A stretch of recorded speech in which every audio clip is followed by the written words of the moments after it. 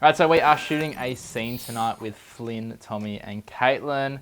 It's basically like a bit of an emotional back and forth in the bedrooms. The lighting setup is a little bit interesting. We've kind of had to like rigs a few things to make it work, but essentially the main light we have over here is the Nanlite Pavotube 30X. This is set to 2700 Kelvin, so a nice warm light. And essentially what we've done is we put flags on either side, and it's supposed to be simulating, I guess, like a light in the bathroom and coming out. The reason that we've actually flagged it off, if we actually look over here, is it creates this nice kind of like stripe of light. And what that's doing is it's essentially giving different contrast between the talent and the background. So if you jump over there, so essentially what it's doing is it's creating a light on our talent, but it's not hitting the background. That's creating contrast, because obviously if we take that away, it's just going to spill onto the background, and then everything's just going to be lit up. It's going to be really hard to differentiate our subjects from the background. So again, when we're creating lighting setups, we want to do basically like light and dark and try to layer it as much as we can to create lots of depth in our image. Next light we have is the Nanlite 15X, and this is just set, I think it's set to like 10,000, 12,000. This can be set to 6,500 or 12, whatever, anything above 6,500. This is essentially acting as our moonlight in the room. And what I've done is basically just pumped it towards the curtains. I don't want to have it directly at our talent because I don't want it to be too harsh. So this is set to 1%, and all it's doing is just lifting the shadows a little bit so there's more detail, and adding a tiny bit of like a cooling light to it. So if we had it on warm, then obviously again, we've got a warm key light and then a warm fill, and we're going to lose, I guess, like contrast. So we've got contrast in terms of like lightness and darkness, but we also have contrast in terms of color. So warm and cool are two different color contrasts. And if we can layer that with our light and dark as well, we're just going to get way more depth in our actual image. And then this light here, we have the Pavotube 6C Mark II. So this is just the small 1 foot tube, I think. And essentially this is acting as a key light on Caitlin as she walks into the room. The reason that I'm using this and not the 30X with the big flags and stuff is that it's just too much light, and we're getting too much bounce and too much spill on here. And I don't want to have to move around the lights too much in the scene, because again, it's going to take too long to then like move the lights to here for Caitlin and then move them back to Tommy when we're going back and forth. So this is literally on 1%. So it's just really, really low. Oh, actually, I do have to mention as well, we're shooting on the Sony FX3, and we are shooting at the second base ISO, which is 12,800. The reason again is so we don't have to pump up the lights so much. We can keep them quite dim, but still get a really nice like look as well. So essentially, yeah, this is just for Caitlin. We're using a grid on the 6C Mark II. So essentially, this is with the grid on. It's very like focused on me, and it's not really hitting the background here. If we take the grid off, it just starts to spill everywhere, and we get a real hot spot here. And that's what we want to avoid, because again, we're trying to create depth, and we're trying to keep the focus on the subject. So again, you can see that it's spilling over here.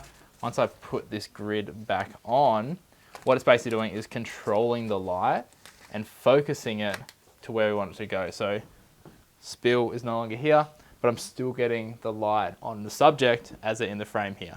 But we just have to be careful with grids as well, because if we step out of where the grid is, we'll lose the light. So we have to make sure they're going to be in the little area that we have for the light. And then finally, we have a gobo in the background. This is again just making more depth. So by doing a gobo with a pattern on it, we get this texture. And again, we're making light and dark. And we've also got like, I guess like cool light in, I guess like contrast with the warm light from here as well. So again, color contrast and also intensity contrast as well. So this is the gobo setup. So we're using the new Nanlite Forza 150, and it's using the Nanlite projector mount with the 19-degree lens. Ideally for this setup, I would have used the 36-degree lens, but I don't currently have it. And that is why the gobo is outside and not inside the house, because with the 19-degree lens, you just don't get it's a very narrow beam. So you have to give a lot of distance between the light and whatever you want to be lighting up to get a large gobo pattern. So that's why we're probably 10, 15 meters away from the wall we're trying to light up.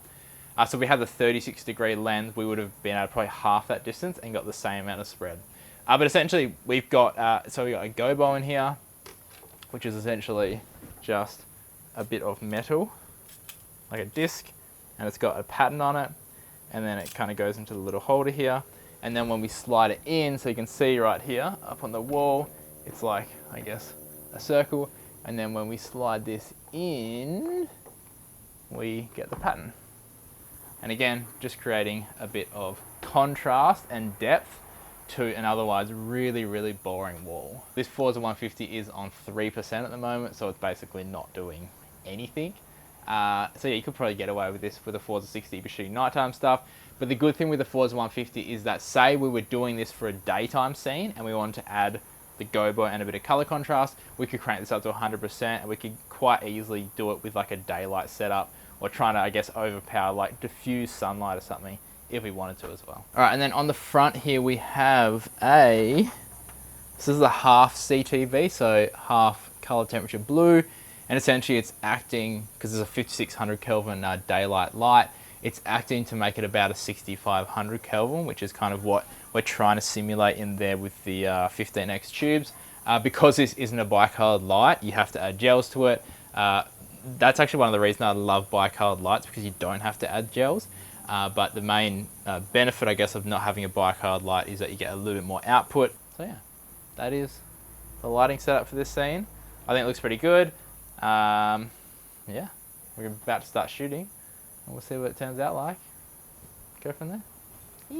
Alright guys, so I hope you enjoyed that quick breakdown of this little scene that I shot with Flynn. If you do want to check out the full thing, I'll leave it linked up here so you can see the final result of everything that we actually did in this video.